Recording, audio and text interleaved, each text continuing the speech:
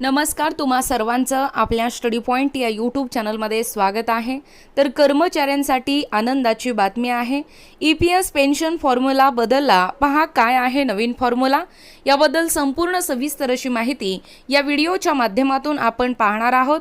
तत्पूर्वी तुम्ही जर आपल्या स्टडी पॉइंट या यूट्यूब चॅनलवरती जर नवीन असाल तर आपल्या चॅनलला लगेचच लाईक आणि सबस्क्राईब करायला विसरू नका। चला तर मग वेळ वाया न घालवता EPS पेन्शन फॉर्म्युला बदलला, ही नवीन फॉर्म्युला काय आहे ते या ठिकाणी आपण जाणून घेऊया। बघा, या ठिकाणी तुम्ही टायटल पाहू शकता। टायटल काय आहे बघा, EPS पेन्शन फॉर्म्युला बदलला, पहा काय आहे नवीन फॉर्म्युला। बघा, EPS pension formula changed. EPFO कर्मचारी पेन्शन योजनेतील एम्प्लॉई पेन्शन स्कीम मासिक पेन्शन निर्धारणाच्या विद्यमान फॉर्म्युलामध्ये बदल करण्यावर गंभीरपणे विचार करत आहे। या अंतर्गत संपूर्ण EPS पेन्शन पात्र पेन्शन फंड सेवेदरम्यान मिळालेल्या सरासरी पेन्शन पात्र पगाराच्या आधारावर मासिक पेन्शन निश्चित करण्याचा प्रस्ताव आहे। EPFO पेन्शन त्यासाठी भरलेली रक्कम आणि जोखमीचे मूल्यांकन करणाऱ्या ॲक्च्युअरीच्या अहवालानंतर या संदर्भात अंतिम निर्णय घेतला जाईल। बघा, EPS पेन्शन फॉर्म्युला चेंज्ड। सध्या EPFO कर्मचारी पेन्शन योजनेअंतर्गत मासिक पेन्शन निश्चित करण्यासाठी पेन्शन पात्र पगार गेल्या 60 महिन्याचा सरासरी पगार गुणिले पेन्शन योग्य सेवा म्हणजे वर्षामध्ये 70 सूत्र वापरतो। सूत्रानुसार EPS पेन्शन फंड अंतर्गत मासिक पेन्शनचे सूत्र बदलण्याचा प्रस्ताव आहे। मागील 60 वर्षाच्या सरासरी वेतनाऐवजी पेन्शन पात्र सेवेदरम्यान काढलेल्या सरासरी पेन्शन पात्र वेतनाचा समावेश करण्याची योजना आहे।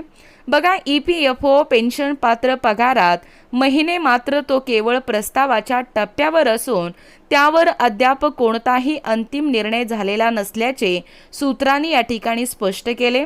ॲक्च्युअरीच्या अहवालानंतर अंतिम निर्णय घेतला जाईल। या EPFO सदस्यांना याचा फटका बसेल। जर EPFOने पेन्शन फॉर्म्युला बदलला तर ते निश्चितपणे सर्वांची मासिक पेन्शन निश्चित करेल ज्यांनी सध्याच्या फॉर्म्युलापेक्षा कमी जास्त पेन्शनचा पर्याय निवडला आहे। हे या ठिकाणी आपण एका उदाहरणाने समजू शकतो। असे गृहीत धरा की गेल्या 60 महिन्यांसाठी उच्च EPS पेन्शन म्हणजे पेन्शन फंड निवडणाऱ्या व्यक्तीचा सरासरी पगार हे 80,000 रुपये आहे आणि त्याची पेन्शन पात्र सेवा 32 वर्ष आहे आणि या प्रकरणामध्ये विद्यमान फॉर्म्युला 80,000 गुणिले 32 भागिले 70 या अंतर्गत त्याची पेन्शन 36,571 रुपये एवढी असेल। दुसरीकडे कर्मचारी पेन्शन योजनेत जेव्हा संपूर्ण पेन्शन पात्र नोकरी दरम्यान सरासरी पगार घेतला जातो तेव्हा मासिक पेन्शनचे निर्धारण कमी असेल, कारण सुरुवातीच्या दिवसात पगार, मूळ वेतन आणि महागाई भत्ता ज्याला आपण DA म्हणतो तो कमी असतो। नोकरीचे बघा, EPFOने कर्मचारी पेन्शन योजना निवडण्याची अंतिम तारीख वाढवली। बघा, नोव्हेंबर 2022 मध्ये सर्वोच्च न्यायालयाने सरकारला EPFO सदस्यांना उच्च पेन्शन निवडण्यासाठी 4 महिन्याची मुदत देण्यास सांगितले। बघा, या ठिकाणी EPFOने ग्राहकांना उच्च EPS पेन्शन फंड निवडण्यासाठी कंपन्यांसह संयुक्त पर्याय फॉर्म भरण्याची ऑनलाईन सुविधा उपलब्ध करून दिली आहे। EPS pension formula changed. यापूर्वी यासाठी 3 मे 2023 ही अंतिम मुदत होती। सध्या EPFO सदस्य पेन्शनसाठी दरमहा 15,000 रुपयाची निश्चित EPS पेन्शन फॉर्म्युला चेंज्ड मर्यादा योगदान देतात, तर त्यांचा वास्तविक पगार यापेक्षा कितीतरी जास्त आहे। कर्मचारी पेन्शन योजनेत अधिक पेन्शनचा पर्याय असल्याने त्यांना अधिक मासिक पेन्शन मिळू शकेल। बघा, दीर्घकाळ अधिक पेन्शन दिल्यास आर्थिक भार वाढेल।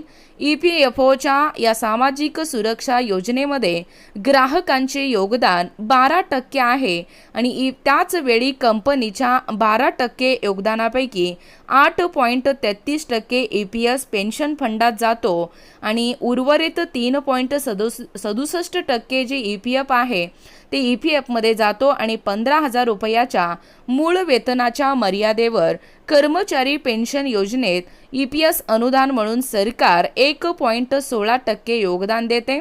सूत्र बदलण्याची गरज काय आहे असे विचारले असता सूत्राने सांगितले की खरे तर असे मानले जाते की दीर्घकाळ अधिक पेन्शन दिल्याने आर्थिक भार पडेल, त्यामुळेच कर्मचारी पेन्शन योजनेत नव्या सूत्राचा विचार केला जात आहे।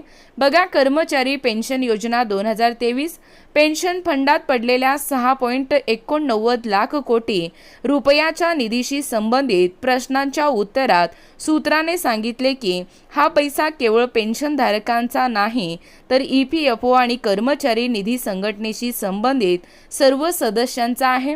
सर्वांची काळजी EPFOच्या 2021-22च्या अहवालानुसार EPS पेन्शन फंडात 6,89,211 कोटी रुपये जमा आहेत।